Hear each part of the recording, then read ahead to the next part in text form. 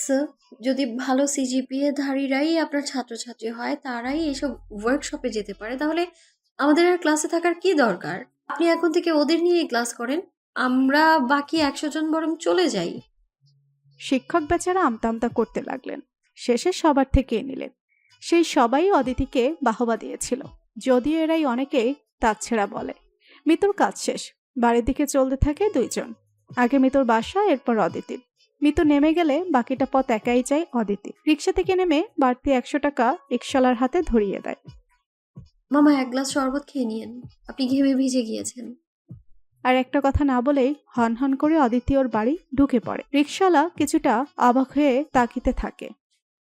আদি, পড়ালেখা কেমন চলছে তোমার? ভালো বাবা। আর তাছাড়া আমি যেহেতু চাকরি বাকরি করব না, আমার সিজিপিএ নিয়ে এত চিন্তাও নেই। নোট গিলে পরীক্ষায় ধুম ধাড়াক্কা রেজাল্ট করারও কোনো ইচ্ছে নেই।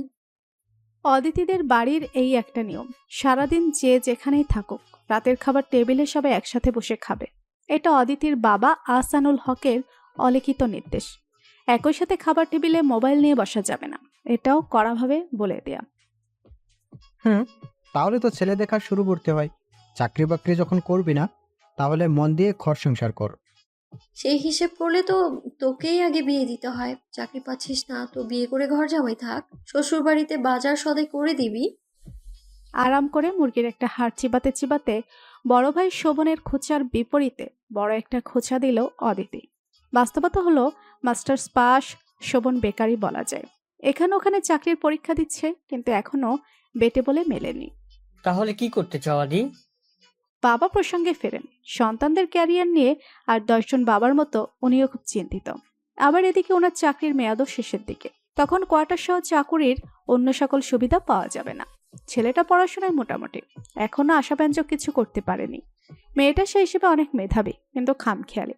কখন যে কি করে আর বলে বোঝা মুশকিল। আমাদের দেশের বাবা মায়ের এই এক সমস্যা, সন্তান জন্মগ্রহণ থেকে শুরু করে নিজ পায়ে দাঁড়ানো, এমনকি ছেলে মেয়ে নির্বিশেষে বিয়ে দেওয়া পর্যন্ত বাবা মাকে করতে হয়। অথচ অধিকাংশ সন্তান এই বিয়ের পরে নিজের সংসার সন্তান নিয়ে এমন নিমগ্ন হয়ে পড়ে যে বাবা মা নামে পরম নিঃস্বার্থবান কেউ যে জীবনে আছে তা বেমালুম ভুলে যায়। এসব নিয়ে মাঝে মধ্যেই ভাবে অদিতি। দেশের বাইরে উন্নত রাষ্ট্রে তরুণরা অল্প বয়সে নিজের দায়িত্ব নিজে নিয়ে নেয়। এটো বিষয়টা অদিতির দারুণ লাগে। বাবা, আমি ব্যবসা করব, মানে উদ্যোক্তা। এখন অনলাইনে এবং অফলাইনে নানা রকম ব্যবসা করে অনেকেই সফল হয়। কাপড় ধুয়ে হোম ডেলিভারি করা থেকে শুরু করে কেটে ধুয়ে পরিষ্কার করা মাছ পর্যন্ত বিক্রি করছে। এমন কোনো ব্যবসা করব আমি। আর শোনো, আমি দু একটা টিউশনি করতে যাচ্ছি, কারণ প্রতিনিয়ত বাবা মায়ের কাছে যে কোনো কিছু বিষয়ে হাত পাতে না, আমার একটু লজ্জাই করে। এবার রে রে করে ওঠেন অদিতির মা লুৎফা রহমান। লুৎফা, এভাবে বলছো কেন? কোনো কাজ ছোট তো নয়। আর টিউশনি করা গরিব বাচ্চাদের কাজ। এমন চিন্তা তোমার মাথায় আসলো কিভাবে? নিজের পায়ে দাঁড়ানোর জন্য বিভিন্ন দেশের স্টুডেন্টরা হোটেল রেস্তোরাঁয় কাজ করে। সেখানে আমাদের দেশের তো কত টিউশনি ভালো অপশন। তবে মা, ইদানিং কিন্তু ফ্রিল্যান্সিং খুব জনপ্রিয় হয়ে উঠছে ঘরে ঘরে। তুমি অনলাইনে গ্রাফিক্স ডিজাইন শিখতে পারো। শোনো শোভনের বাবা, শম্পার বিয়ের কথা ভুলে যেও না। আগামী সপ্তাহে কিন্তু যেতে হবে। ওহ, আমি তো ভুলেই গিয়েছিলাম। কি মজা শম্পাপুর বিয়ে। আম, এবার গ্রামে যেয়ে কিন্তু ১ সপ্তাহ থাকবো। উল্লাসে মেতে ওঠে অদিতি। খাওয়া শেষ করে দ্রুত রুমে এসে মোবাইল খোঁজে। উদ্দেশ্য শম্পাকে একটু খোঁচাখুচি করা। শম্পা ওর বড় চাচার মেয়ে, স্থানীয় একটা কলেজে অনার্স 4th ইয়ারে পড়ে। ভীষণ স্নিগ্ধ, মায়াবী আর গুণী একটা মেয়ে। অদিতিরা বাড়িতে গেলে বড় চাচার বাড়িতেই চেয়ে ওঠে। শম্পা নানা রকম পিঠা বানায়, চাচি মজার মজার রান্না করে, আর গল্পে আড্ডায় ওদের দিন কেটে যায়। আপু, তো দুলাভাইয়ের কি অবস্থা? রাতে ঘুমাচ্ছে নাকি হবু বউয়ের চিন্তায় তার রাতের ঘুম হারাম? হুম। টুক করে মেসেঞ্জারে শম্পার উদ্দেশ্যে একটু খোঁচা পাঠিয়ে দেয় অদিতি। গ্রামের অনেক আগেই খাওয়া দাওয়া শেষ, সুতরাং শম্পা এখন রুমে, ফোনের কাছেই থাকার কথা মনে মনে ভাবে অদিতি। তা আমি কিভাবে বলবো তোর সাথে কি কথা হয় আমার? ফিরতি মেসেজ শম্পার। কেন কথা হয় না কেন? তুমি করবা বিয়ে, সংসার করবা তুমি, তার টুকটাক কথা তো বলাই উচিত। আমাকে যে দেখতে এসেছিল সেই সময় যা একটু দেখেছি, কথা তো হয়নি, আর 1 মাসের মধ্যেই বিয়ে ঠিক। আমাকে মা শুধু বলেছে ছেলে ভালো আছে, ভালো একটা চাকরি করে, পরিবারও ভালো, রাজি হয়ে যা। আমি তো আর কিছু বলিনি। ব্যাস, বিয়ের আয়োজন চলছে। কেউ বলেনি যে ছেলে মেয়ে কথা বলুক, বা সেই ছেলেও কখনো ফোন দেয়নি। শম্পার মেসেজের উত্তরে কি লিখবে ভেবে পায় না অদিতি, কিন্তু ওর মনে হয় বিষয়টা ঠিক হচ্ছে না। তার উপরে অ্যারেঞ্জ ম্যারেজ, অদিতির তো এটা মনে হলেই আতঙ্ক লাগে। অচেনা জায়গায় অচেনা কারোর সাথে সংসার করা, না, শম্পাপুর বিষয়টা নিয়ে ভাবতে হবে। এটা নিয়ে কারোর সাথে কথা বলা যায়, ভাবতে হবে। গ্রামের বিয়ের একটা অন্যরকম আনন্দ আছে, মজা আছে। যেমন হলুদে একটা কুলোই করে দুর্বা ঘাস, ধান, হলুদ, মেহেদি নিয়ে কনের মুখের সামনে ধরে গানের সুরে নানা রকম ছন্দ পড়ে। নানি দাদি গোছের কিছু মুরব্বী মহিলা এসব ছন্দে ছন্দে উড়াধুরা নাচ দেয়, রং মাখামাখি হয়। এখন অবশ্যই সব জায়গায় আধুনিকতার ছোঁয়া। হিন্দি সিরিয়ালের মতো করে সাজ দিয়ে হিন্দি গান বাজিয়ে নাচানাচি করে। অদিতির এসব দেখতে ভালোই লাগছে। আরও 2 দিন আগে সে গ্রাম এসেছে। তার আগে সে হবু বরের নাম্বার জোগাড় করে শম্পা আপুকে দিয়েছে কথা বলার জন্য। এই নাম্বার জোগাড় করতে কম কাঠখড় পোড়াতে হয়নি। মাকে তো কিছুই বলা যায় না, সব কিছুতেই রিয়াক্ট করে। ওনার কাছে মেয়ে মানে সসম্মানের বিয়ে দিয়ে শ্বশুরবাড়ি পাঠানো। ভাই তো একটা খচ্চর, এসব বললে কানমলা দেবে। বাকি থাকলো বাবা, একমাত্র উনিই অদিতিকে বোঝেন। অন্যের কাছে যা পাগলামি মনে হয়, তার মাঝেও যুক্তি খোঁজার চেষ্টা করেন। সেই বাবাকেই বলে কয়ে নাম্বারটা জোগাড় করেছে, কিন্তু শম্পা আপু এমনই সরল, সে কোনো ফোন তো দেয়নি, বরং বলছে তার নাকি লজ্জা লাগে। কিন্তু অদিতির মনেও একটা খটকা লাগে, ছেলেটা তো অন্তত ফোন দিতে পারত। বর্তমান সময়ে এসব তো কোনো ব্যাপারই না। শেষে অদিতি সেই নাম্বারে কল দেয়। হ্যাঁ দুলা ভাই, আমাকে ঠিক চিনবেন না। আমি হলাম আপনার শালিকা, একটু দুষ্ট টাইপ মিষ্টি শালিকা। বলেন কেমন আছেন? ওই পেশির ব্যক্তি তখন ঘুরে আছে। এত সাবলীল মিষ্টি নারী কণ্ঠের কথা শুনে থতমত খায়, কোনো রকমে বলে, জি ভালো আছি, আপনি ভালো আছেন? কিভাবে ভালো থাকি বলেন? আপনার বিয়ে ঠিক, আর এখনো হবু বউয়ের সাথে কোনো কথাই বললেন না। মোবাইল জিনিসটা আছে কিসের জন্যে? কথা বলার জন্য তো, তাই না? জি, ঠিক বলেছেন। এত জি জি কেন করছেন? আমি কি আপনার বস নাকি? আপনার হবু বউয়ের নাম্বার মেসেজ করছি আমি, একটু তো হাই হ্যালো করুন। না হলে বিয়ের পরে প্রথম কথা হবে, বউ তোমার নাম কি? ওই পাশের ছেলেটা তখন অবস্থা সঙ্গীন। এমন কাজ ভাঙা হাসির সাথে ভৎসনা যে কোনো পুরুষের শেষ করার জন্য যথেষ্ট। তবুও কিছুটা ইগোতে লাগাই গলায় শক্তি এনে পাল্লা দেওয়ার চেষ্টা করে। শালিকা যখন এমন সুন্দর করে হাসে, তখন বউয়ের খোঁজ তো নিতেই হয়। দেন ফোন নম্বর, কথা বলে দেখি। আর বেশি কথা বাড়ায় না অদিতি, সবকিছুতে লিমিট রাখাই ভালো। আরও তো মূলত কিছুটা ইজি করিয়েছে শম্পাপুর জন্য। তবে অদিতি সফল বটে। সেদিনই শম্পাপুকে ফোন দিয়েছিল তার হবুবার। কি কথা হয়েছে না হয়েছে সেটা নিয়ে অদিতির মাথা ব্যথা নেই। তার চাওয়া ছিল উভয় পক্ষ পরিচিত হোক, স্বাভাবিক হোক দুজনই। তারপর আজকের হলুদের অনুষ্ঠান। শম্পার বোন সম্পর্কের সবাই এক রঙের শাড়ি পরছে, আর ছেলেরা পাঞ্জাবি। দেখতে ভালোই লাগছে, কিন্তু অদিতির কাছে এটাকে নিছক অপচয় মনে হচ্ছে। কারণ কাপড়ের যে কোয়ালিটি, তাতে আরেকবার পরার মতো না।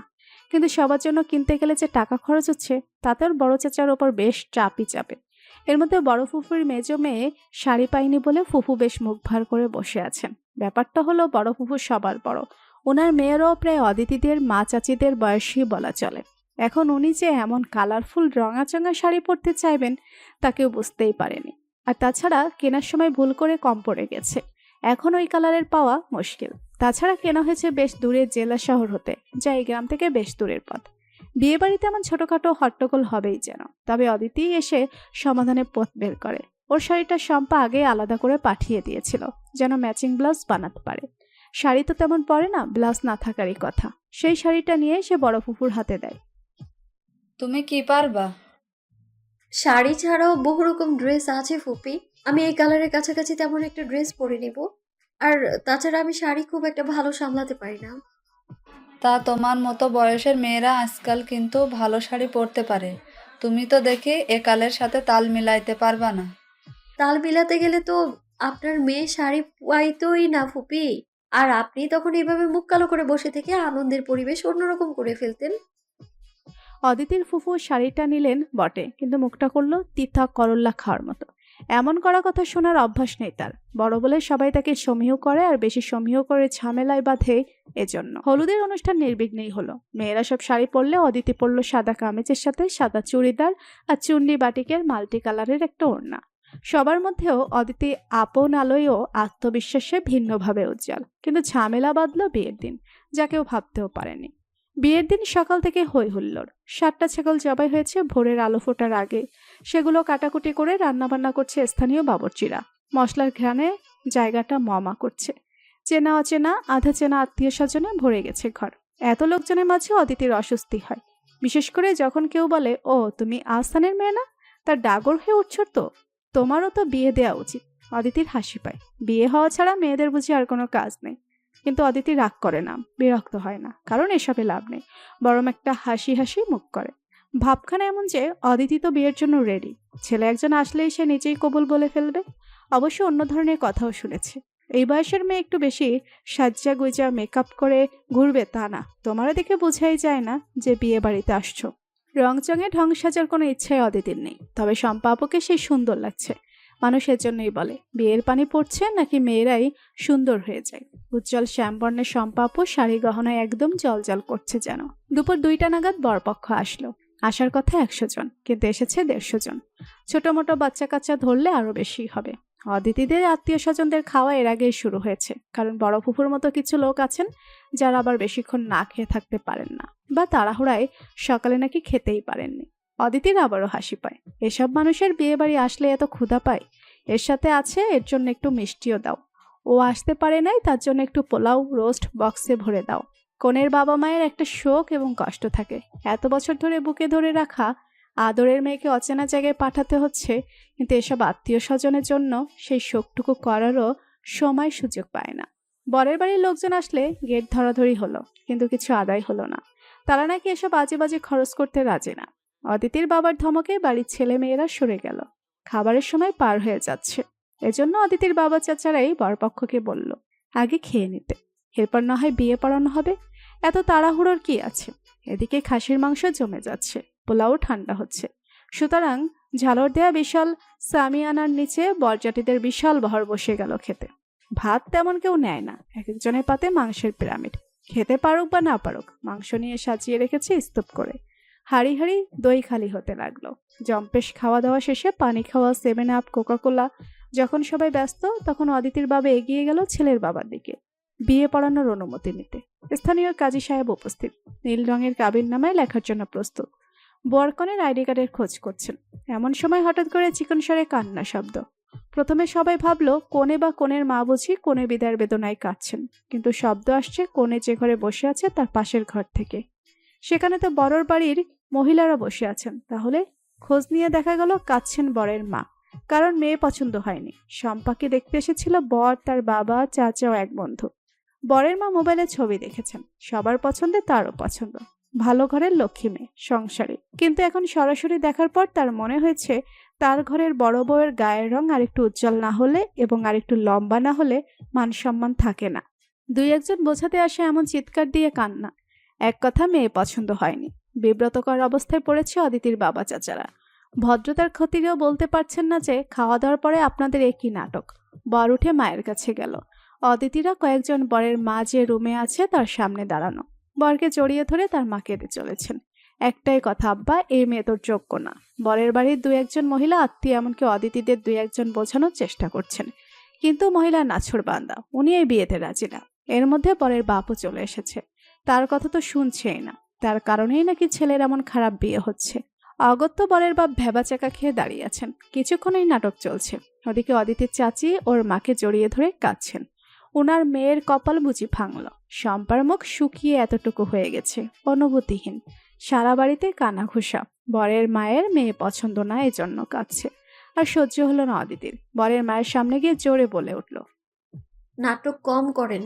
বিয়ে ঠিক হওয়ার 1 মাস পরে বিয়ে হচ্ছে, আর বিয়ের দিন এসে ভরপেট খাওয়ার পরে আপনার মনে হলো যে মেয়ে পছন্দ নয়। ইয়ার কি পেয়েছেন? বরের মা কান্না বন্ধ করে হা করে অদিতির দিকে তাকিয়ে আছে। অদিতির আত্মীয় স্বজন 2-1 রে রে করে ছুটে আসছিল। ঠেকালো অদিতির বাবা।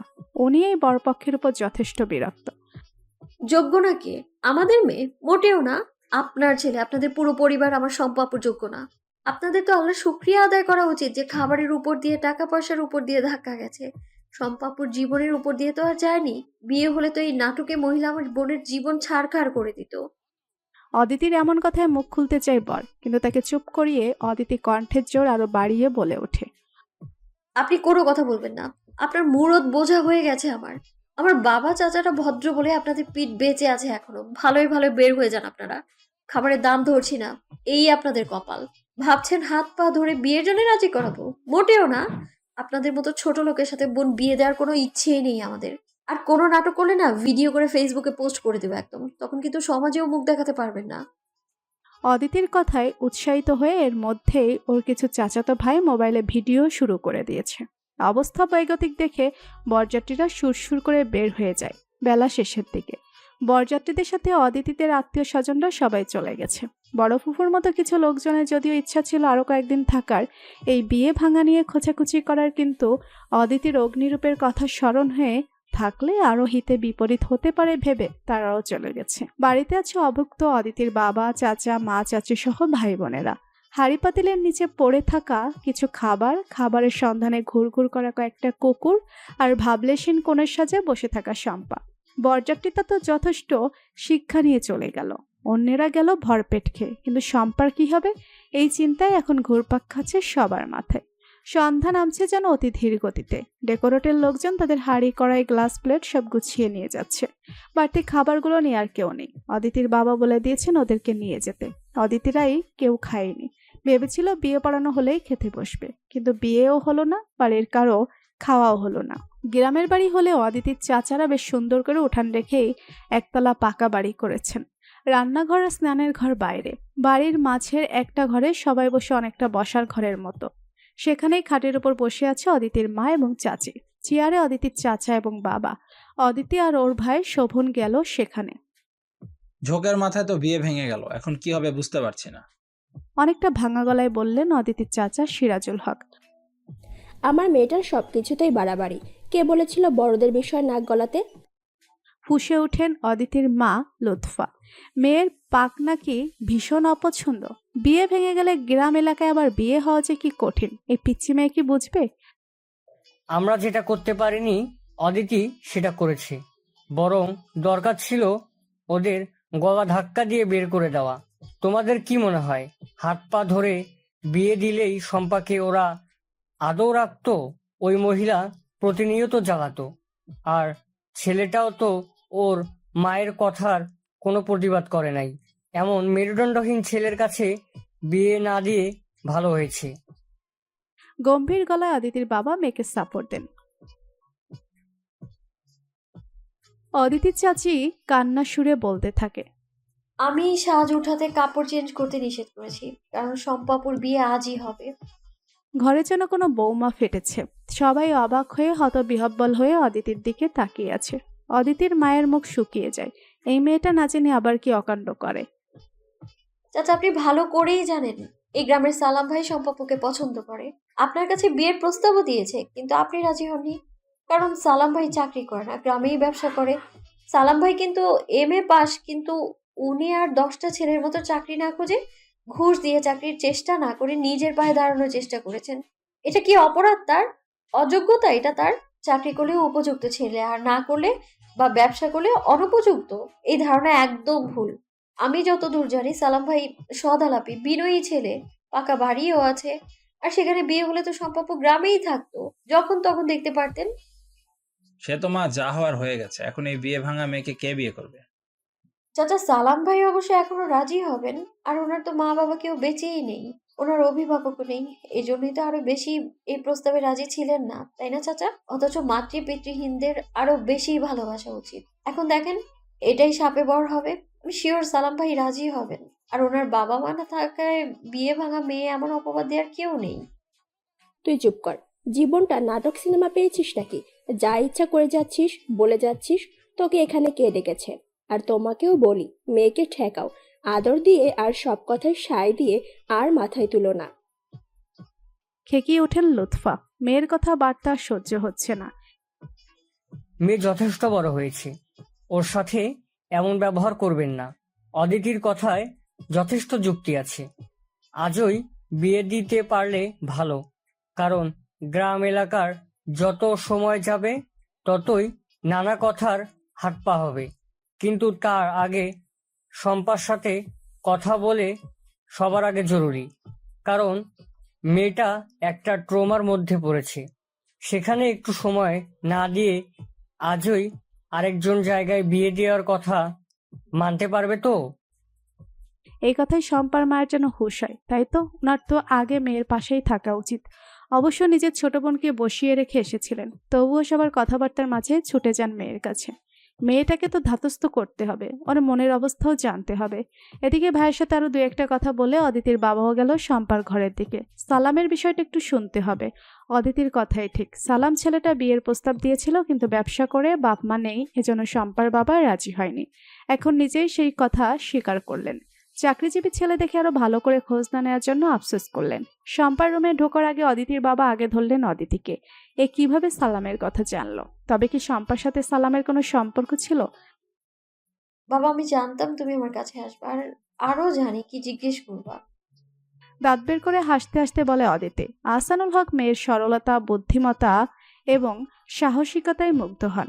মেয়েকে কিছুই জিজ্ঞাসা করেন না, মাথায় হাত দিয়ে বলে। এমনি থাকিস মা। এরপর শম্পার ঘরে ঢুকে ওর পাশে বসেন, নরম স্বরে বলতে থাকেন। মারে, জানি খুব খারাপ লাগে, কিন্তু হাত পা ধরে এই বিয়ে হলেও আমরা যে আরো চিন্তায় থাকতাম। যা হয়েছে সব আল্লাহর ইচ্ছে। অদিতি কোনো একটা ছেলের কথা বলেছিল, সালমান নাম, চিনো নাকি? অদিতি তো তার সাথে বিয়ের কথা বলেছিল। চাচা, সালমাকে আমি গ্রামের একজন হিসেবেই চিনি। শুনেছিলাম বিয়ের প্রস্তাব দিলে আব্বা রাজি হয় নাই, কারণ সে এতিম। এই বিষয়টা আমার ভালো লাগে নাই। তার চরিত্র খারাপ বা অসৎ, অলস হলেই আলাদা কথা, কিন্তু বাবা মা নেই বলে কি তার বিয়ে হবে না? এটাই একদিন অদিতিকে বলেছিলাম। আর বিয়ে ভাঙতে আমি মোটেও দুঃখ পাইনি। এই যুগেও যার গায়ের রং, তার কতটুকু লম্বা, সেই হিসাবেই সুন্দর করে অসুন্দরের মাপ আর কবুল বলার আগে মুহূর্তে বিয়ে ভেঙে দেয়। সেখানে বিয়ে না হওয়াই আশীর্বাদ। মা, তুমি কি এই ছেলেটার উপর আরেকটু ভরসা করবে? চাচা, অদিতি এত সাহসী, এত ভালো কেন জানেন? কারণ তার বাবা আপনি। আমি আপনাকে চোখ বন্ধ করে বিশ্বাস করি। আহসানুল হক বের হয়ে এখানে সেখানে ফোন দিয়ে সালামের খোঁজ খবর নেয় এবং আরো দু একজন নিয়ে হাজির হয় সালামের সামনে।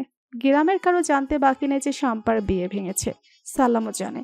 ঘরে বসে টিভি দেখছিল, এমন সময় আহসানুল হক অনেকটা করজোড়ে দাঁড়ায়। সালাম আহসানুল হককে চিনে, ছুটে এসে হাত ধরে। আহসানুল হক সালামের হাত দুটো নিজের হাতের মধ্যে নিয়ে বলেন, তোমার বাবা নেই বলেই বিয়ে হয়নি। দেখো তো বাবা, আমাকে বাবা হিসেবে মানতে পারো কিনা? তাহলে আমি না হয় তোমার বাবা হয়ে আর সম্পাদ চাচা হয়ে বিয়েটা দিতাম। মনে মনে হয়তো ভাবছো মেয়ের বিয়ে ভাঙ্গার এসব বলছে, সেটা সত্যি কথা, অস্বীকার করার উপায় নেই। আবার মেয়ে পক্ষের লোক হয়ে হাত পা ধরেও আপত্তি নেই। তবুও আমার মেয়েটা আর কষ্ট না পাক। ধরা গলায় বলে সালাম। সেদিন রাত 12টায় সালাম শম্পার বিয়ে হয়। অদিতি জোরে গান ছেড়ে পিচ্চিদের নিয়ে নাচতে থাকে। আজ অদিতির টিউশনের প্রথম দিন। ছাত্রী ক্লাস 6-এ পড়ে। আজ মূলত অদিতির ইন্টারভিউ, মানে তাকে নিয়ে ছাত্রী পড়ানো চলবে কিনা এটাই কোষ্ঠী পাথরে যাচাই বাছাই করা হবে। অনেকটা এভাবেই বলেছেন নন্দিতা আপু। আপু অদিতির সিনিয়র, ভালো পরিচয়, উনি নিজে টিউশনি করেন। আপুকেই ধরেছিল একটা টিউশনি খুঁজে দেওয়ার জন্য। বেশ ভালো অভিজাত এলাকায় আপু এই মেয়েকে খুঁজে দিয়েছেন। এখন দেখা যাক কি আছে অদিতির কপালে। দোতলা একটা ডুপ্লেক্স বাড়ি, অফ হোয়াইট কালারের বড় বাসা, সামনে সবুজ লন। দারোয়ানকে নিজের নাম এবং কেন এসেছে জানাতেই সে আবার ইন্টারকমে যোগাযোগ করে। ওই পাশ থেকে গ্রিন সিগন্যাল পেতে অদিতিকে ড্রয়িং রুম দেখিয়ে দেয়। এই বাড়িতে অনেক গাছ আছে, এটা দেখেও অদিতির খুব ভালো লাগে। ও নিজেও গাছ পছন্দ করে, কিন্তু কোয়ার্টারের ছোট্ট ব্যালকনিতে কাপড় শুকিয়ে আর গাছ লাগানোর জায়গা থাকে না। ড্রয়িং রুমে নানা রকম পেন্টিং আছে, যেটা অদিতি মুগ্ধ হয়ে দেখছিল। এমন সময় একজন মধ্যবয়সী ভদ্রমহিলা নেমে আসলেন। সুন্দর একটা শাড়ি পরে আছেন। এমন গাড়ি এখন নানা অনলাইনের পেজে দেখা যায়। 1000 থেকে 1200 টাকা দাম। ভদ্রমহিলার গমের মতো গায়ের রঙের সাথে মাস্টার্ড কালারের শাড়ি আর ম্যাচিং ব্লাউজে অসাধারণ লাগছে। নাকে একটা ছোট্ট ডায়মন্ডের নোজপিস ছাড়া আর কোনো অলংকার নেই। বড় চোখ আর একটু চাপা নাকের ফর্সা গোলগাল চেহারা, কিন্তু ওনার মুখ জুড়ে কেমন একটা মায়া জড়িয়ে আছে। দেখলেই মনে হয় অনেক দিনের চেনা আন্তরিকতা। অদিতি ভদ্রতা করে উঠে দাঁড়িয়েছিল। উনি বসতে বললেন, আপনার নাম তো অদিতি আহসান। আমি রেহনুমা খানম, সুটকি মানে তাবাসসুমের মা। আমরা তাবাসসুমকে বাসায় সুটকি বলি, ছোট কিনা এজন্য। আপনার সম্পর্কে নন্দিতা বলেছে আপনি ফিজিক্স পড়েন, সুতরাং মেধাবী সন্দেহ নেই, বরং আমার মেয়ে ফাঁকিবাজ। দেখেন একটু বুঝিয়ে পড়াশোনায় মন লাগাতে পারেন কিনা। আমার আসলে দরকার ওর বন্ধু হতে পারে, মানে ওকে বুঝে এবং বুঝিয়ে পড়াশোনায় ফেরাতে পারে এমন কাউকে। আমি নিশ্চিত আপনিই পারবেন। আমি আপনার মেয়ের মতো, প্লিজ তুমি করে বলবেন আমায়। মেয়ের মতো তো বটেই, তুমি করেই বলি। আমার এক ছেলে আছে যে তোমার চেয়ে বড় এবং ইঞ্জিনিয়ারিং শেষ করলো।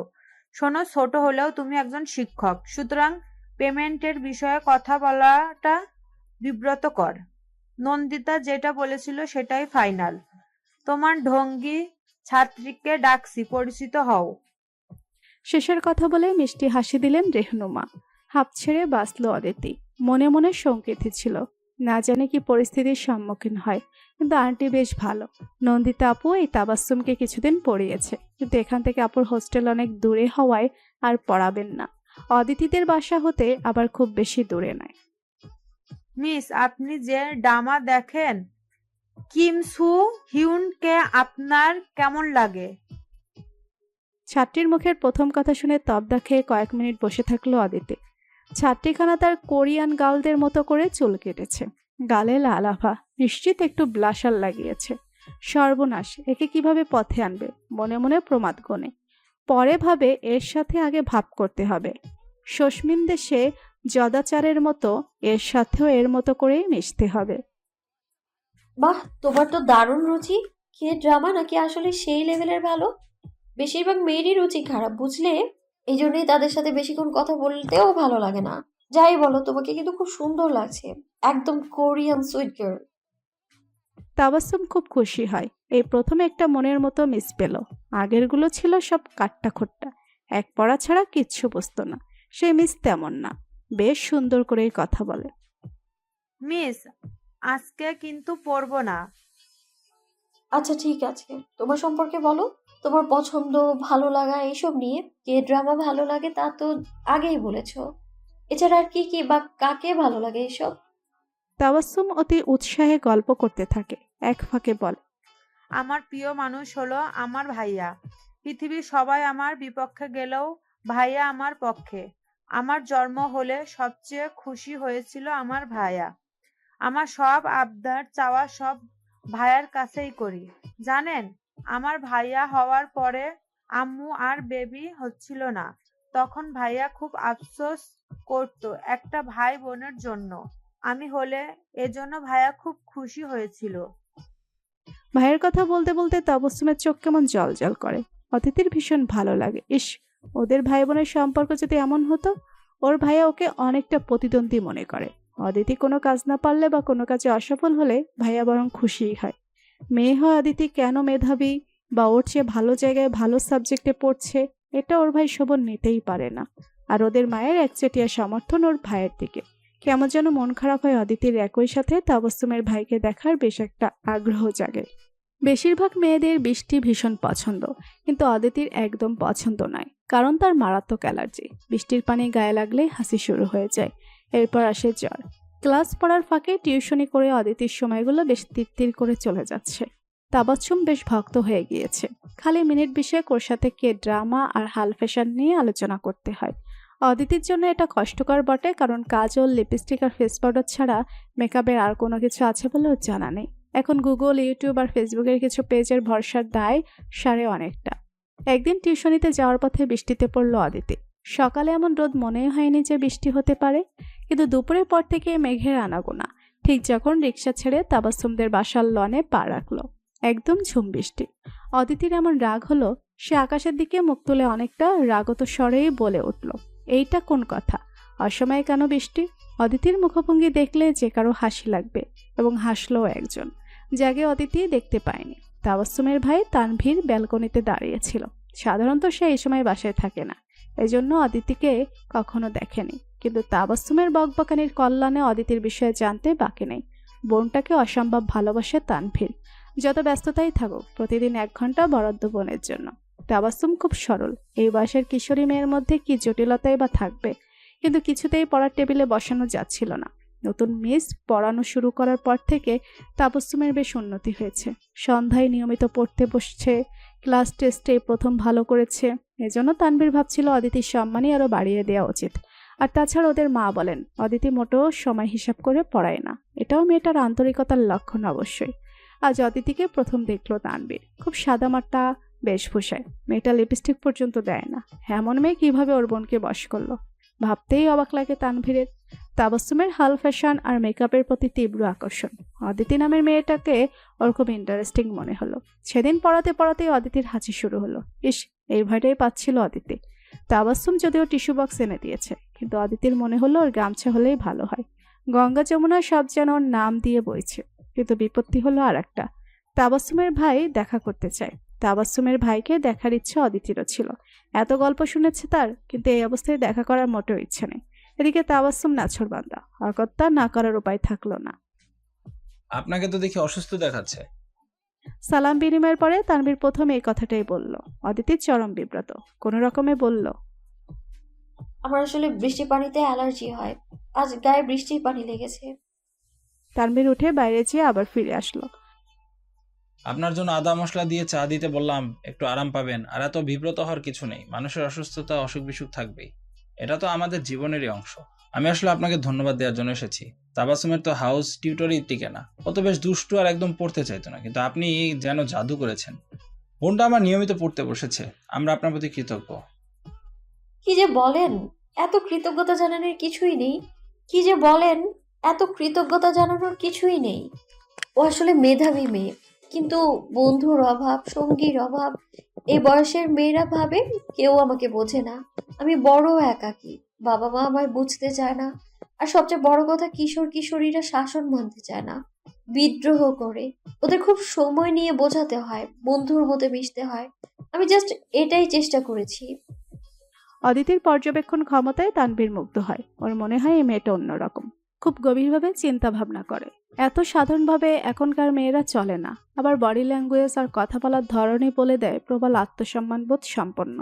ভালো লাগে তানভীরের। আপনি তো বাসায় ফিরবেন, আমিও বাইরে যাব।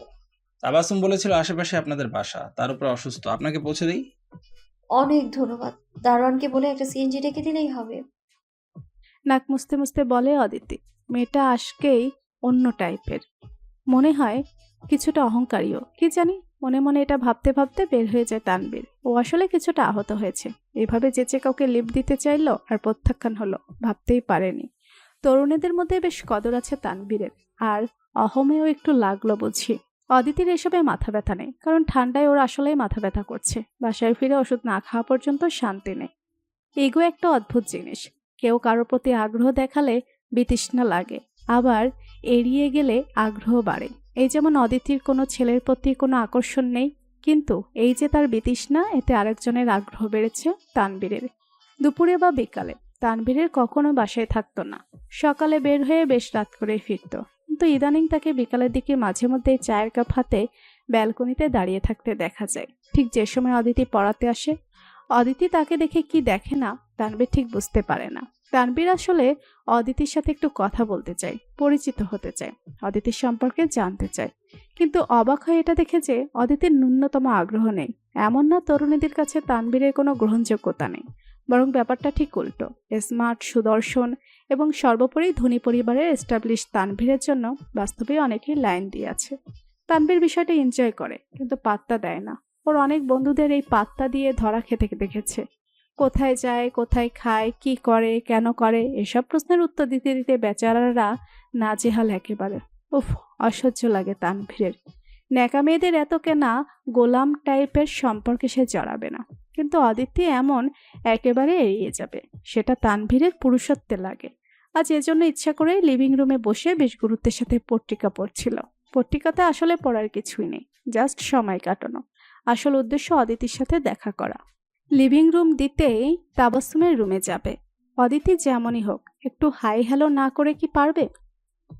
হাই, কেমন আছেন?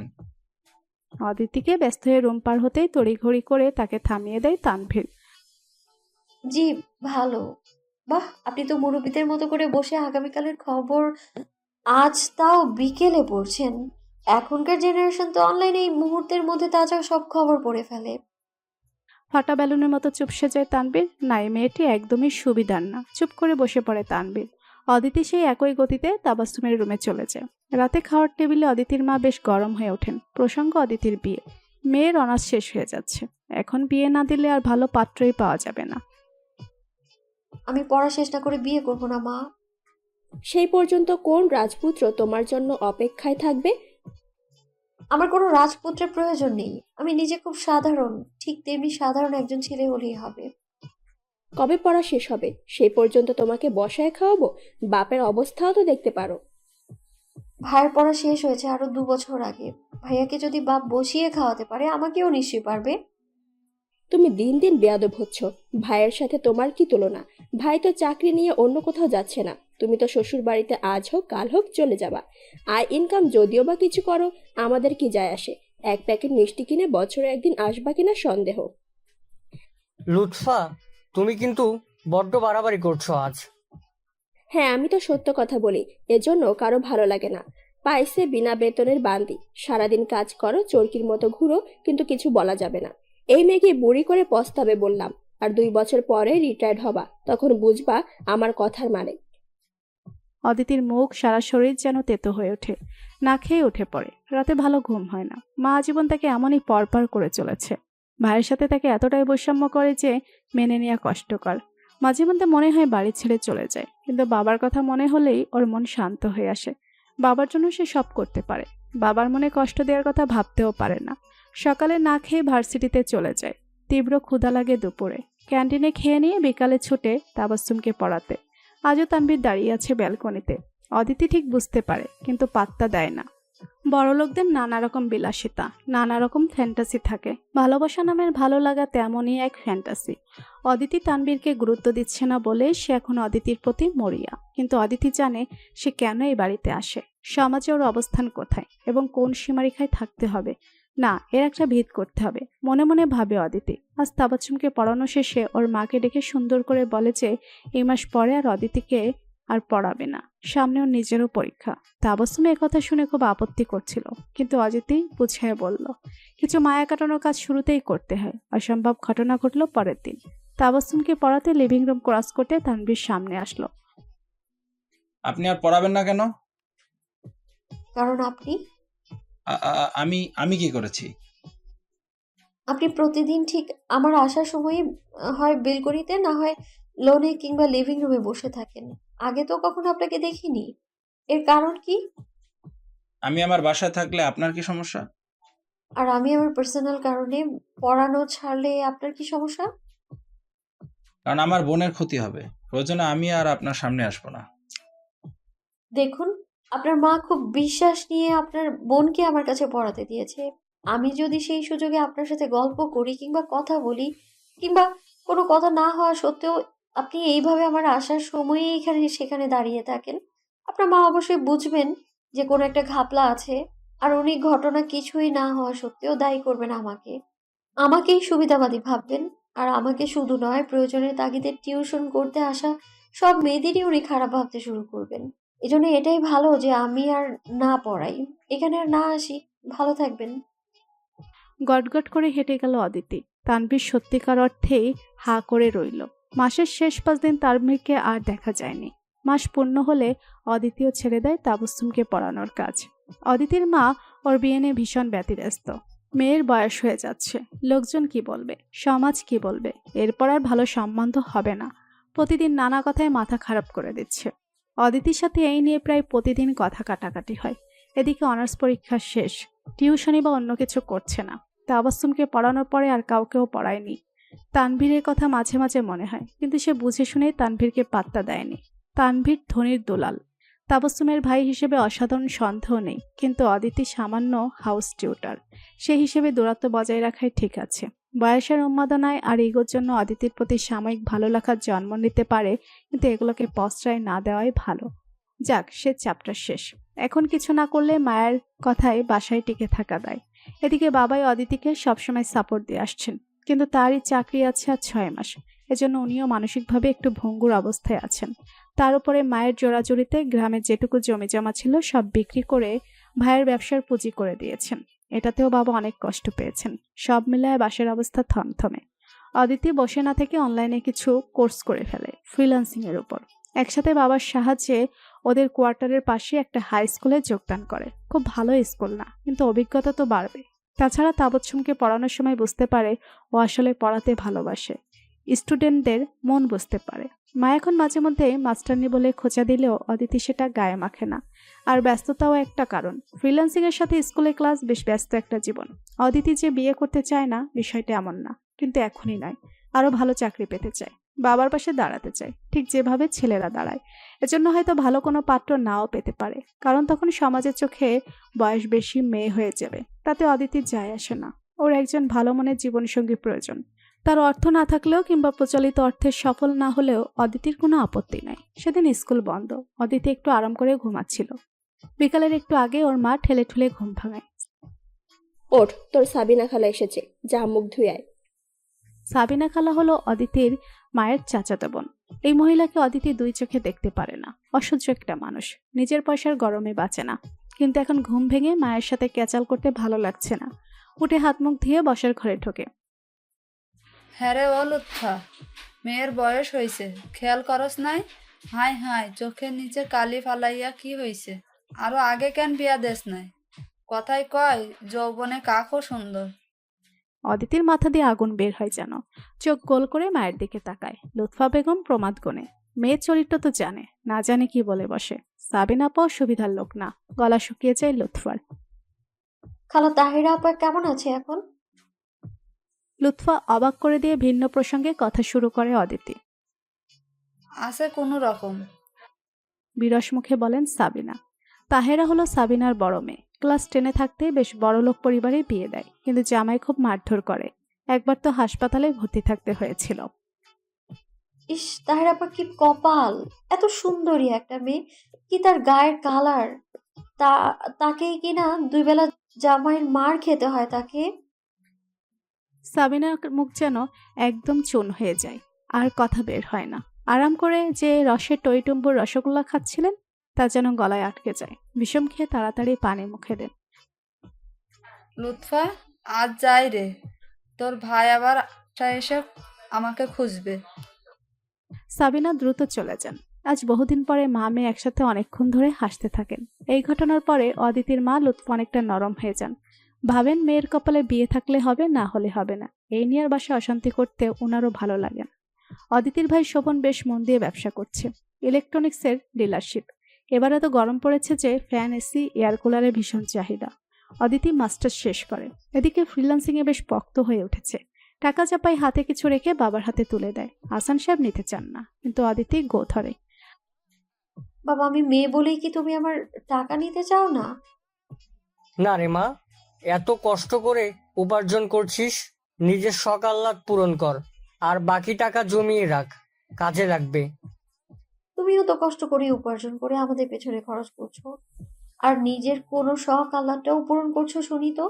একটা ভালো পাঞ্জাবি পর্যন্ত তোমার নেই। আমি জানি তোমার বহুদিনের শখ আড়ং থেকে কাজ করা একটা পাঞ্জাবি কেনা। এই টাকা দিয়ে তুমি একটা পাঞ্জাবি কিনবে। আসানুল হক মেয়ের সাথে পেরে ওঠেন না। সংকোচ লাগলেও মেয়ে যখন যা দেয় নেন। মেয়েটা বড্ড খুশি হয়। মাস্টার্সের পরেই ভালো একটা হাই স্কুলে চাকরির প্রস্তাব পায় অদিতি। যোগদান করতে দ্বিতীয়বার ভাবে না। সরকারি চাকরি পাওয়ার সময় সাপেক্ষ, আবার বিভিন্ন জায়গায় ছুটতে হয়। অদিতি বাবা মায়ের কাছেই থাকতে চায়। সেদিন স্কুল থেকে রিক্সায় করে বাসায় ফিরছিল। স্কুলটা কিছুটা দূরে। এখন তো বাবার চাকরি শেষ, একটা ভাড়া বাসায় থাকে। কোথা থেকে একটা সিএনজি দ্রুত পাশ কাটাতে গেলে অদিতি রিক্সায় ধাক্কা লাগে। রিক্সা কাত হয়ে পড়ে যায়। অদিতিও পড়ে যায়, কিন্তু সৌভাগ্যবশত একদম রাস্তায় না পড়ে সাইডে পড়ে। হাতে বেশ ব্যথা পায়। আশেপাশের লোকজন দাঁড়িয়ে দেখে, কিন্তু কেউ এগিয়ে আসার আগ্রহ দেখায় না। এমন সময় একজন তরুণ দৌড়ে আসে, অন্যদের তাড়া দিয়ে সাথে আনে, রিক্সা টেনে তোলে, রিক্সাওয়ালাকে ধরে। তরুণ ছেলেটি অদিতির কাছে এসে ভীষণ আন্তরিক কণ্ঠে জানতে চায় কোথায় লেগেছে। অদিতির মনে হয় ওর বাম হাত ভেঙে গেছে। ছেলেটাকে ধরে অপর একটা সিএনজি ডেকে মেডিকেলে নিয়ে যায়। অদিতির হাতে ফ্র্যাকচার হয়েছে। ডাক্তার দেখানো, এক্সরে, রিপোর্ট, মেডিসিন নিয়ে ছেলেটা দৌড়াদৌড়ি করতে থাকে। অদিতির বাবা মাকে সংবাদ দেওয়া হয়েছে, ওনারা আসছেন, কিন্তু অপরিচিত একটা মেয়ের জন্য এই ছেলেটার এত দৌড়াদৌড়ি দেখে অদিতি মুগ্ধ হয়। এই প্রথম অদিতি টের পায় হাতের ফ্র্যাকচারের সাথে মনেও কিছুটা গন্ডগোল হয়েছে। তুমি না হয় সূর্য হলে আমি অহর্নিশ তোমাকে ঘিরে প্রদক্ষিণ করলাম। অদিতির মনে আজকাল এমন কিছু কথা ঘুরপাক খায়, অচেনা আবেগে উদ্বলিত হয়। সেদিনেই সেই অ্যাক্সিডেন্ট, অচেনা ছেলের সান্নিধ্যে আসা, আর এখন এই অচেনা আবেগ, সবকিছুই অন্যরকম লাগে অদিতির। এর মধ্যে গায়ে আজ কয়েকদিন ধরে জ্বর। জ্বরের ঘোরে আরও যেন কল্পনা বাস্তব মিলিয়ে ফেলে। মাঝে মধ্যে মনে হয় সেই ছেলেটি এসেছে, ওর কপালে যেন হাত রেখে বলছে, চিন্তা নেই, একদম ঠিক হয়ে যাবেন। আবার পর মুহূর্তেই মনে হচ্ছে এসবই স্বপ্ন ছিল। আসলেই কি স্বপ্ন ছিল? আমান হলো ঘরের খেয়ে বনের মোষ তাড়ানো লোক। যে ঠিকই ভাবছেন, এই আমানই সেদিন অদিতিকে উদ্ধার করে হাসপাতালে ভর্তি করে। এরপর অদিতির বাবা মা আসা পর্যন্ত দৌড়াদৌড়ি যা করার আমানই করেছে। এমনকি পরেও যথেষ্ট ঝামেলা নিয়েছে, কারণ অদিতির বাবা মা বয়স্ক হওয়াতে আমান তাদের কিছুই করতে দেয়নি। অদিতির ভাই শোভন ব্যবসার কাছে শহরের বাইরে ছিলেন। অন্যের বিপদে অনেকেই ছুটে আসে, বড়জোর হাসপাতালে ভর্তি করা পর্যন্ত দায়িত্ব পালন করে। কিন্তু এই ছেলেটা অনেক বেশি আন্তরিক, ভীষণ আপন আপন। হাতের ফ্র্যাকচারের চেয়েও জ্বরটা বেশি ভোগালো অদিতিকে। আজ দুপুরের পর থেকে জ্বর নেই, মুখটা কেমন তেতো তেতো, বাসায় আছে। একদিনই হাসপাতালে ছিল। বড় রোগের কোনো সমস্যা না থাকায় পরের দিনই ছাড়পত্র পেয়ে যায়। লুৎফা বেগম বেশি বেশি করে মরিচ দিয়ে ঝালমুড়ি নিয়ে আসেন। মেয়েটা কিছু খেতে পারছে না, একটু যদি মুখে দিতে পারে। এই তো এখন জ্বর নেই, জ্বরের ঘরে কি সব বকছিলি? সাগরের ঢেউ দেখবো, হাত ধরো হাবি যাবি, তুই বুঝতে পেরেছিস কিনা জানি না, আমান ছেলেটা এসেছিল, তোর ধুম জ্বর, রুমে এসে তোকে দেখে চলে গেছে। অদিতির সারা শরীর আবার শিরশির করে ওঠে। আবার জ্বর আসবে নাকি? আমান তাহলে ঠিকই এসেছিল, ও জ্বরের ঘরে ভুল দেখেনি। কিন্তু কপালে হাত দেওয়ার বিষয়টা হয়তো মনের কল্পনা মাত্র। আমান বাবা মা হারা অনেকটা ছন্নছাড়া জীবন। ছন্নছাড়া বলতে বিপদগামী, চালচলহীন নয়। ওর চাচা আশরাফ খান বেশ ধনী একজন ব্যবসায়ী, তিনি কন্যার পিতা, আমানের অভিভাবক। আমানকে নিজের সন্তানের মতোই ভালোবাসেন, বরং আরো বেশি বলা যায়। আমানের কোনো দোষ ত্রুটি যেন না চোখে পড়ে না। অপত্য স্নেহ আমানের জন্য, কিন্তু আমান যেন বন্য ঘোড়া, নিজের ইচ্ছে মতো ঘুরে বেড়ায়, মানুষের উপকার করার নেশায় ছুটতে থাকে। এমন না যে আমান চাচার টাকায় ঘোরে, বরং বেশ ভালো একটা চাকরি করে, এমপ্লয়ি হিসেবেও দক্ষ। কিন্তু দোষ একটাই, হুটহাট গায়েব হয়ে যায়। এই যেমন সেদিন মার্কেটের পাশে এক বৃদ্ধ হাউমাউ করে কেঁদেছে। ছেলের কাছে এসেছিল, রাস্তা হারিয়ে ফেলেছে, ঠিকানা ঠিকঠাক বলতে পারে না। ছেলের ফোন নম্বর একটা আছে, কিন্তু সেই নাম্বারে কেউ কল রিসিভই করে না। আমান সাথে করে রেল স্টেশনে আসে, টিকিট কেটে গ্রামে যাওয়ার ব্যবস্থা করে। কিন্তু ঠিক ট্রেন ছাড়ার মুহূর্তে আমানের মনে হয় বয়স্ক মানুষ আবার যদি হারিয়ে যায়। ছেলে তো মনে হয় ইচ্ছা করেই দায়িত্ব এড়ানোর জন্য ফোন ধরছে না। ব্যাস আরেকটা টিকিট কেটে চলে যায় বৃদ্ধের সাথে সেই সুদূর রংপুর। এই হলো আমান, যা মনে হয় তাই করাই ওর স্বভাব। বোর্ডিং আর হোস্টেলে কেটেছে অনেকটা সময়। এরপর ওর চাচা খুব চেয়েছিল নিজের কাছে রাখতে, কিন্তু সে রাজি হয়নি। একটা কথাই বলেছিল, চাচি আমাকে ভালোবাসেন, আমি চাই ভালোবাসা অটুট থাকুক। তবে এটা ঠিক, আশরাফ সাহেবের হস্তক্ষেপ না থাকলে আমানের চাকরি করাই কঠিন হতো। যদিও এটা ওর তৃতীয় চাকরি গত 2 বছরে। কিছুটা ছন্নছাড়া ছেলেটার প্রেমেই মজেছে অদিতি। মেয়েগুলো কেন জানি ঠিক এই ধরনের ছেলের প্রেমেই বেশি মগ্ন হয়, কিছুটা আবেগে, কিছুটা মায়ায়। অদিতি সুস্থ হয়ে আমাদের ফোন নাম্বারটা নেয়, বাবার কাছেই নাম্বারটা ছিল। 2 দিন ফোন দিয়ে দেখে বন্ধ, সংযোগ দেওয়া সম্ভব হচ্ছে না জানায়। চিন্তিত হয় অদিতি, ফোন নাম্বার কি তাহলে ঠিক নেই? তবুও পরের দিন আবার ফোন দেয়। এবার রিং বাজে, অদিতির বুকে ধুকভুক ধুকভুক করতে থাকে। হ্যালো, কে বলছেন প্লিজ? আমি অদিতি। অদিতির মনে হয় ও ভুল করছে, শুধু নাম বললে কি আর চিনবে? কিন্তু অদিতির ভুল করেছে ভাবনাটাকে ভুল প্রমাণ করে দিয়ে ফোনের ওপার থেকে একটা প্রাণোচ্ছল কণ্ঠ বলে উঠল, আরে অদিতি, আপনার জ্বর কমেছে? হাতের কি অবস্থা? প্লাস্টার কবে খুলবে? আপনি তো মনে হয় খাওয়া দাওয়া প্রায় বন্ধই করে দিয়েছিলেন। আন্টি তো তাই বলেছিল। না খেলে সুস্থ কিভাবে হবেন বলেন তো? একেবারে তব্দ খেল অদিতি। এত কথা সে আশা করেনি, কৃতজ্ঞতা জানানোর জন্য ফোন দিয়েছিল। আমি ভালো আছি এখন। জ্বর নেই। ২ দিন পরেই প্লাস্টার খুলবে। আমি আসলে কৃতজ্ঞতা জানানোর জন্য ফোন দিয়েছি। আপনি আমার জন্য যেভাবে দৌড়াদৌড়ি করেছেন তা আপনার মানে আপন আত্মীয় ছাড়া তো কেউ করে না। তা আমাকে আপন আত্মীয় মনে করুন না। তাহলে আর এই কৃতজ্ঞতা জানানোর মতো এত ফর্মাল কাজ করা লাগে না। না, মানে আমি আসলে সেটা বোঝাতে চাইনি। অদিতি, আমি এখন কোথায় জানেন? আমি এখন বান্দরবানে। গত ২ দিন ট্রেকিং করেছি। এসব পাহাড়ে বা সমুদ্রে আসলে নিজেকে খুব ছোট্ট মনে হয়। তখন জাগতিক সব দুঃখ, কষ্ট সবকিছু তুচ্ছ মনে হয়। এই যে আপনি এতটা ফর্মাল হয়ে বলছেন, সামাজিক জীব হিসেবে একদম পারফেক্ট বিষয় নিয়ে। কিন্তু এই পাহাড়ি পরিবেশে মনে হচ্ছে এসবও কত তুচ্ছ। এটা তুচ্ছ হতে পারে, কিন্তু এভাবে অন্যের বিপদে ঝাঁপিয়ে পড়া তো তুচ্ছ নয়।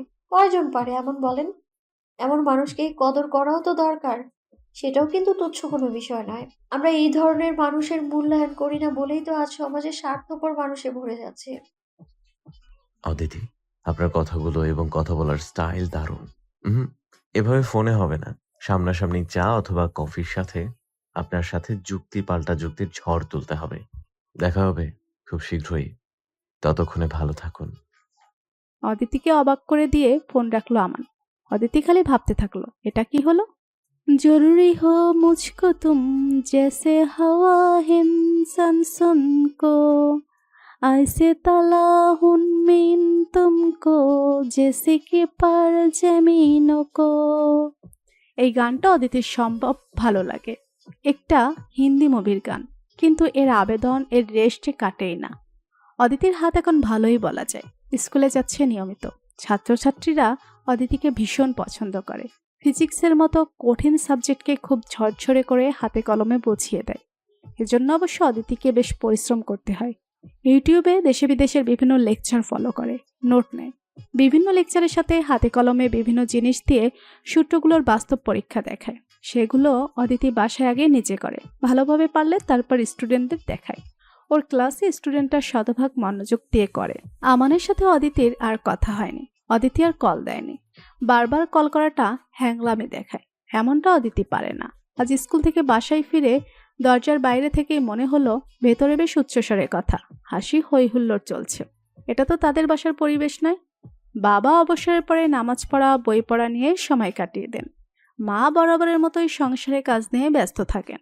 অদিতি বাসায় ফিরে ক্লান্ত হয়ে আবার ক্লাসের জন্য নোট নিয়ে আর ফ্রিল্যান্সিং নিয়েই ভীষণ ব্যস্ত সময় পার করে। ওর খুব ইচ্ছা বাবার জন্য এক টুকরি জমি কেনা, যেটা বাবার খুবই শখ, কিন্তু অদিতির জন্যই এই শখটা পূরণ হয়নি। অদিতির ভাই শোভন ব্যবসাতে ভালোই লাভ করছিল, কিন্তু অদিতির হাতে ফ্র্যাকচার হওয়ার ঠিক পরপরই ঘোষণা দেয় সে একটা মেয়েকে পছন্দ করে এবং তাকে বিয়ে করতে চায়। বাবা অদিতিদের ইচ্ছাকে খুব সম্মান করে, কিন্তু মা মনে কষ্ট পায়। অদিতির বাবা অদিতির অসুস্থর কথা চিন্তা করে কিছুদিন পরে শোভনের বিয়ের ব্যাপারে কথা বলবে বলে জানায়। কিন্তু শোভন বেঁকে বসে, মেয়েটার নাকি বিয়ে হয়ে যাচ্ছে, এখনই যা করার করতে হবে। অদিতির মা লুৎফা বেগম আজীবন ছেলের পক্ষ নিয়েছেন, এমনকি ছেলের প্রতি পক্ষপাতিত্ব করে মেয়েকে কটু কথাও শুনিয়েছেন। কিন্তু আজ লুৎফা বেগম যেন অন্যরকম মানুষ হতে গেলেন। নিজের রাগ ক্ষোভ চাপতে না পেরে এত বড় ছেলের মুখে থাপ্পড় বসিয়ে দিলেন। যার বোন মৃত্যুর হাত থেকে ফিরে এসেছে বলা যায়, সে এখন কিভাবে বিয়ের জন্য জিদ করতে পারে। শোভনেরও রাগ উঠে যায়। নিজের জিনিসপত্র গুছিয়ে তখনই বাড়ি আছে আর লোকমুখে অদিতিরা শুনতে পায় এর পরদিনই সেই মেয়েকে বিয়ে করে নতুন সংসার পেতেছে। মাঝখান থেকে সারা জীবনের সঞ্চয় পেনশনের টাকা থেকে বঞ্চিত হলেন আহসানুল হক। লুৎফা বেগম ইদানিং খুব মনোকষ্ট ভোগেন। ছেলেরাই স্বার্থপরতা মানতে পারলেন না। এইসব ঘটনায় ঘরের পরিবেশ থমথমে থাকে। সেখানে কে এসে এমন হাসির হিল্লোল তুলল? কলিং বেল চেপে ধরতেই দরজা খুলে মুখ বিরাট এক হাসি বুলিয়ে সামনে এসে আমান দাঁড়ায়। অদিতির বুকের হার্টবিট মিস হয়ে যেন। ভেতরে যেতেই দেখে বাবা মা হাসি মুখে ডাইনিং রুমে। আরে দেখ, আমি রান্না করব কি? আমান রান্নাঘরে ঢুকে রান্না করেছে। আমরা তো তোর জন্যই অপেক্ষা করছিলাম। হাসি মুখে লুৎফা বেগম অদিতিকে ঘোষণা দেওয়ার ভঙ্গিতে জানায়। অদিতির তো অবাকের পর অবাক হওয়ার পালা। অদিতির বাবাও কথা শুরু করেন। আমি বাবু টেস্ট না করে থাকতে পারলাম না। খাসির মাংসের কোরমা তো লাজবাব। আর কত যে গল্প পরে ছেলেটা। অনেকদিন পরে গুমোট আকাশে যেন রোদের ঝলকানি। ভালো লাগে অদিতির। কাপড় পাল্টে ফ্রেশ হয়ে বসে পড়ে। কয়েক রকমের ভর্তা, খাসির মাংস আর ডাল। কিন্তু প্রতিটা আইটেমই অসাধারণ। আপনি তো দারুণ রান্না করেন। হুম, একলা মানুষের সব শিখতে হয়। আর তাছাড়া ছেলেদের জন্য হাস্যকর হলেও সত্য যে আমি রান্না করতে পছন্দ করি। আরে, হাস্যকরের কি আছে? সারা দুনিয়ার সব বড় বড় হোটেলের শেফ হলেন ছেলে। মেয়েরা ভাবে তারা ছাড়া আমরা না খেয়ে মরবো। অদিতির মায়ের দিকে তাকিয়ে টিপ্পনি কেটে বলে অদিতির বাবা। অদিতির মা কথা বলে না। খাওয়া শেষে অদিতির বাবার হাতে বাসন কাসন ধরিয়ে দেয়। কাজ করে বোঝো এখন। অদিতিও হাসে প্রাণ খোলে। আস্তে করে আমানকে ধন্যবাদ দেয়। আপনাকে আমার কিছু কথা বলার ছিল। আমান হঠাৎ সিরিয়াস মুডে কথা বলে। জি অবশ্যই, বলেন। ব্যস্ত থাকেন জানি, তবুও প্রতিদিন নিয়ম করে বাবা মাকে সময় দেবেন। ওনারা এখন ছোট বাচ্চার মতো। আপনার সঙ্গ চাই, আমার নেই। আমি বুঝি কি জিনিস আপনার কাছে আমার নাই। হঠাৎ গলাটা যেন ধরে আসে আমানের। দ্রুতই অদিতির বাবা মায়ের কাছ থেকে বিদায় নিয়ে চলে যাওয়ার জন্য পা বাড়ায়। লুৎফা বেগম মাথায় আলতো করে হাত বুলিয়ে দেন। অদিতি আমানের সাথে সাথে আসে। আস্তে করে নরম স্বরে বলে, ধন্যবাদ। কেন? কিসের জন্য? সব কিছুর জন্য। শুকনো ধন্যবাদে কাজ হবে না। তাহলে চলেন একদিন কফি খাই। বুকের ভিতরে রক্ত ছলকে উঠে অদিতির। ভীষণ আপ্লুত হয়, কিন্তু বাইরে বসতে দেয় না। মুখে ভদ্রতার পরিমিত হাসি ঝুলিয়ে সম্মতি জানায়। লুৎফার আহসানুল হকের মুখে খালি আমানের নাম। ওনারা উঠতে বসতে খালি এই নাম জপ করে। অদিতি সেদিন না পেরে বলে ওঠে, আচ্ছা মা, আমানের মধ্যে কি এমন পেলে বলো তো? আমার নামও এতবার নাও না যতবার আমানের নাম নাও। অদিতি মোটেও ঈর্ষান্বিত নয়, বরং ভীষণ ভালো লাগে। 101বার এই নাম জপলে ওর খারাপ লাগবে না। কিন্তু সমস্যা হলো এই নাম শুনলে ওর বিভৎস লাগে। কাজকর্মে ব্যাঘাত হয়। আদি, আমান এতিম ছেলে, এটা ভুলিস না। পাশ থেকে গম্ভীর গলায় বলেন আহসানুল হক। এতিম কিন্তু অসহায় নয়। নিজে জব করে, আবার গার্ডিয়ান হিসেবে আছে বড়লোক আন্তরিক চাচা। আচ্ছা ভাব, একদিন বৃষ্টির দিনে ওর খিচুড়ি খেতে ইচ্ছে করলো, কিন্তু চিৎকার করে বলতে পারে না মা আজ কিন্তু খিচুড়ি রান্না করবে। বলতে পারে না বাবা অনেকদিন ইলিশ মাছ কিনছো না কেন।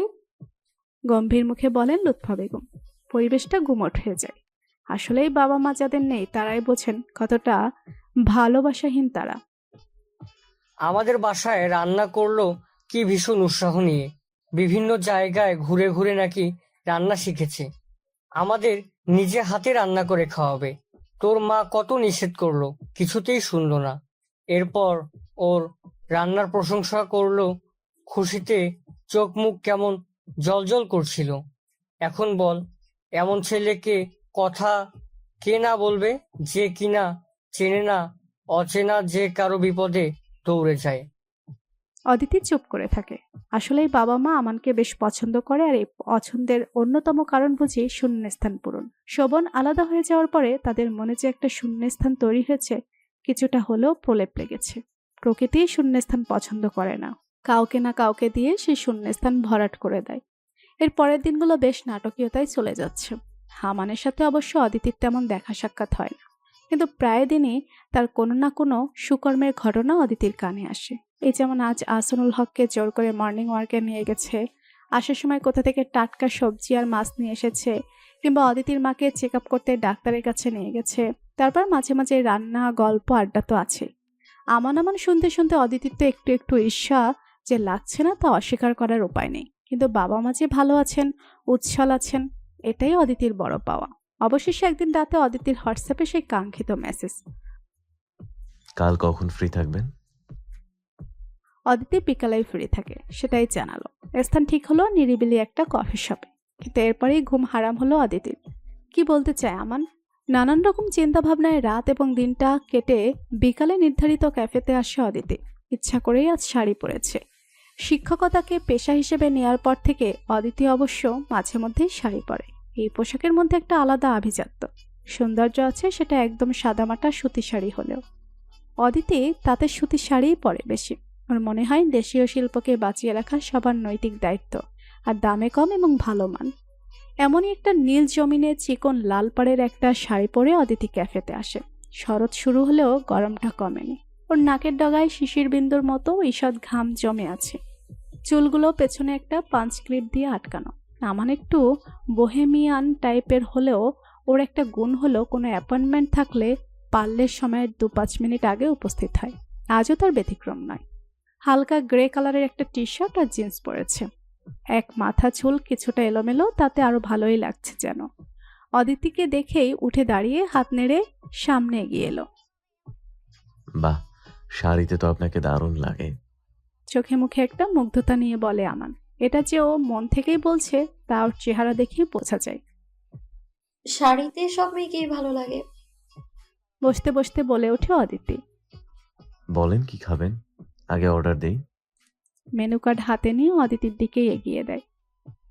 শুধুই 1 কাপ গরম কফি। আর তার আগে বলুন, এভাবে সমন দিয়ে ডাকার কারণটা কি?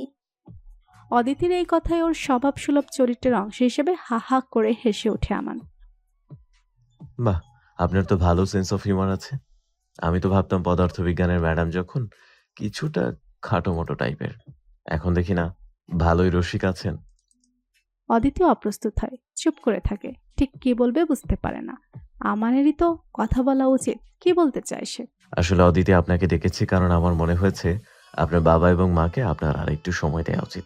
কথাটা ঠিক কিভাবে নেবেন জানি না, হয়তো অহেতুক নাক গলানো মনে হতে পারে, কিন্তু আসলেই তাদের আর একটু যত্ন দরকার, আর একটু সময় দেওয়া প্রয়োজন। সত্যিই রাগ হয় অদিতির। আমান কতটুকু জানে ওদের সম্পর্কে, অদিতির প্রচেষ্টা সম্পর্কে? না জেনে এভাবে উপদেশ দেয়া কেন? আমান, আমাদের সম্পর্কে আপনি কতটুকু জানেন আমি জানি না, কিন্তু আপনি আমার বাবা মাকে নিয়ে ভাবছেন, তাদের মঙ্গল কামনায় এই কথাগুলো বলছেন, এই জন্য আমি কৃতজ্ঞ। আরো কৃতজ্ঞ আমার বাবা মাকে সময় দেওয়ার জন্য। কিন্তু দেখুন আমান, চোখের দেখার বাইরেও একটা জগৎ আছে। এই যেমন আমি বাবা মাকে সময় দিতে পারি না, কারণ আমাকে তাদের জন্যই, তাদের স্বপ্ন পূরণের জন্যই ছুটতে হয়। আমার লজ্জা করছে যে এগুলো আপনাকে বলছি। আমি হয়তো কখনোই বলতাম না, কিন্তু আপনি প্রসঙ্গটা উঠানোতেই আমি বলছি।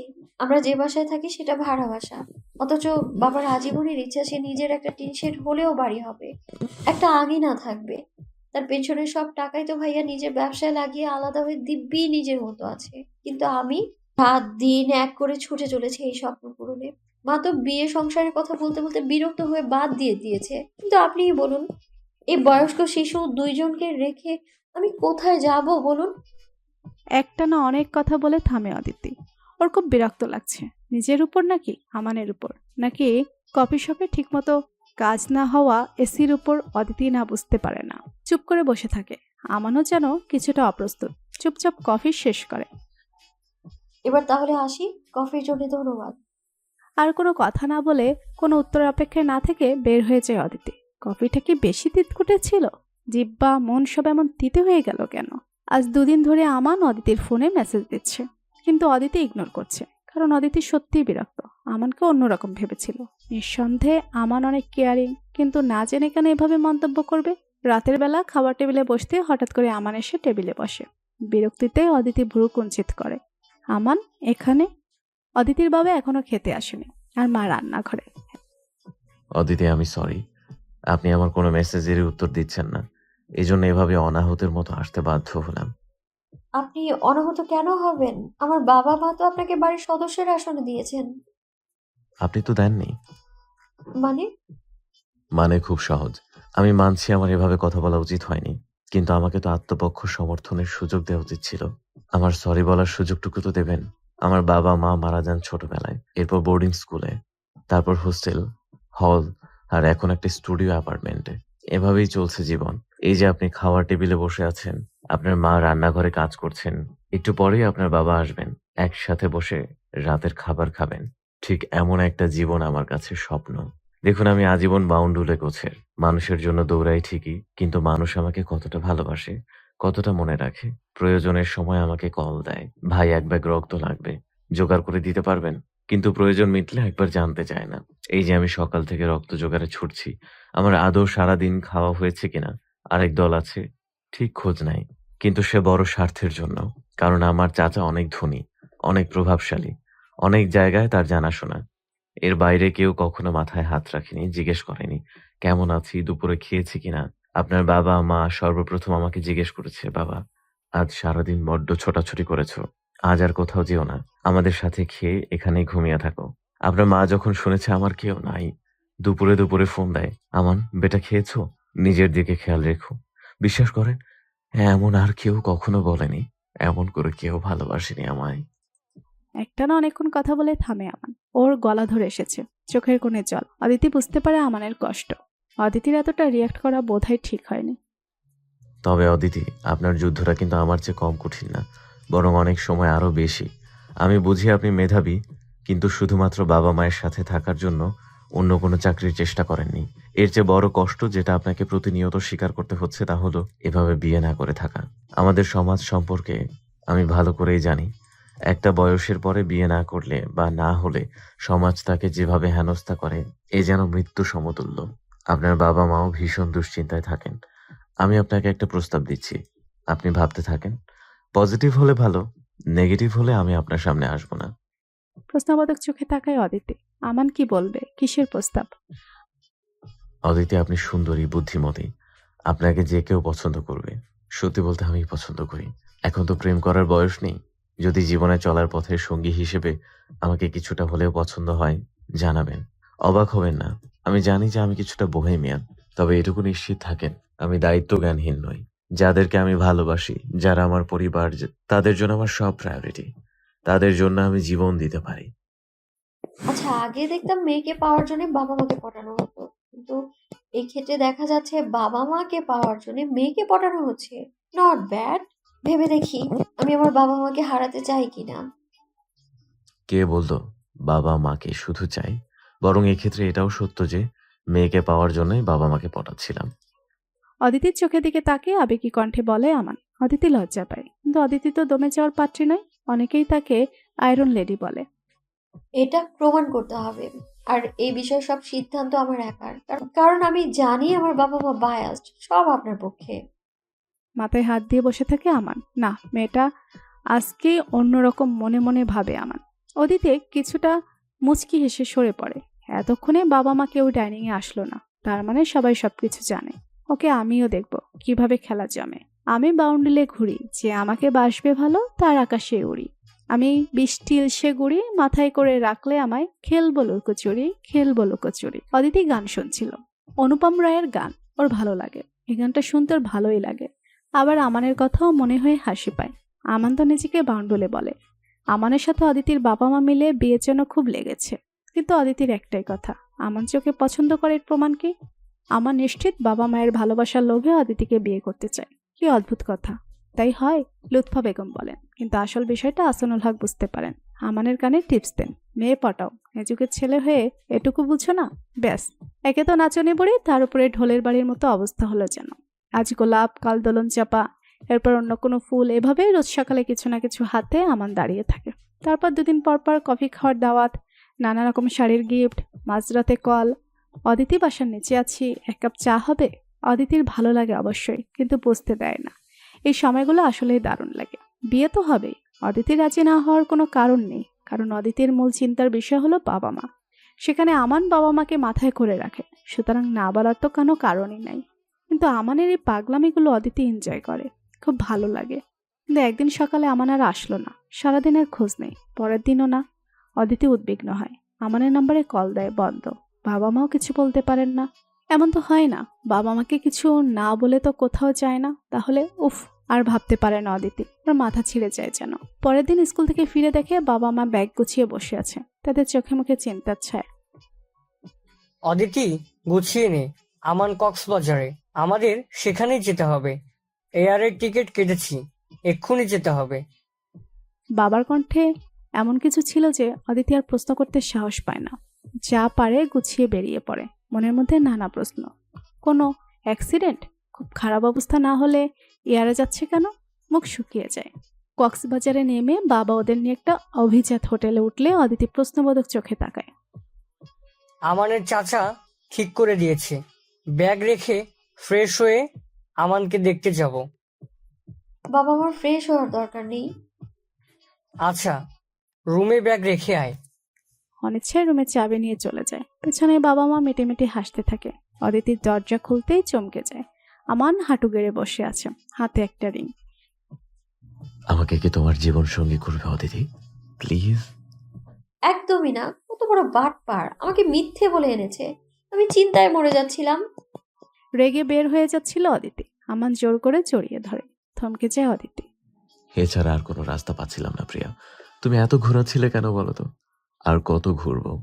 সারাটা জীবন তো ঘুরেই গেলাম। এখন একটু শান্তির গৃহকোণ চাই। অদিতির কানে ফিসফিস করে বলে আমান। এরপর ওকে ছেড়ে দেয়। হাত ধরে রুমের ব্যালকনিতে নিয়ে যায়। ব্যালকনি থেকে সমুদ্র দেখা যায়। কি সুন্দর তাই না অদিতি? এখানে বাবা মা কেউ নেই, শুধু তুমি আর আমি। এখানে আমাকে গ্রহণ করো প্লিজ। অদিতি কাপা হাত বাড়িয়ে দেয়। আমান আংটি পরিয়ে দেয়। আংটি পরিয়ে শক্ত করে হাত ধরে থাকে। সামনে আদিগন্ত সমুদ্র, সীমাহীন আকাশ। অদিতি আমান সেদিকে তাকিয়ে নিজেদের ভবিষ্যৎ নিয়ে ভাবতে থাকে।